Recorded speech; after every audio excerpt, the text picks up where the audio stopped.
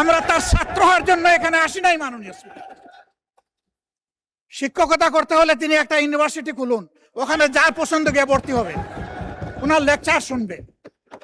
মাননীয় স্পিকার, আমি সম্মানিত সংসদ সদস্য এবং স্বরাষ্ট্র মন্ত্রীর প্রতি সম্মান রেখে বলতে চাই, আজকে নতুন করে তিনি এই শব্দগুলো উচ্চারণ করেন নাই।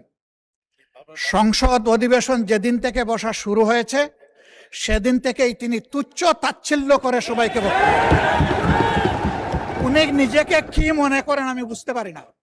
এমনকি তিনি সেই দুঃসাহস এখানে দাঁড়িয়ে তিনি দেখিয়েছেন, তিনি বলেছেন যে এই সংসদে তিনি শিক্ষকের ভূমিকা পালন করবেন। আমরা তার ছাত্র হওয়ার জন্য এখানে আসি নাই। মাননীয় স্পিকার, শিক্ষকতা করতে হলে তিনি একটা ইউনিভার্সিটি খুলুন, ওখানে যার পছন্দ গিয়ে ভর্তি হবে, ওনার লেকচার শুনবে। আজকে একই বক্তব্যে দুইবার উনি অ্যাটাক করে ফেললেন। আমার সঙ্গীরা তো মনে করে, আমি নিজেও মনে করি যে এইটা কালচারাল না, এইটা পার্লামেন্টারিয়ান ফ্যাসিজম। এটা হওয়া উচিত না। উনি এই পল্টন আজকে নতুন করে বলেন নাই, হিট দিয়ে কথা বলেন নাই।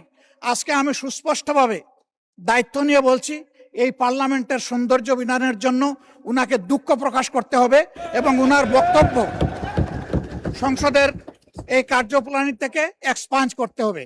যদি এইটুকু করে আমরা বসবো, না হইলে এখানে বসা অপমান নিয়ে আমাদের এখানে বসার কোনো প্রশ্নই উঠে না। আপনাকে ধন্যবাদ।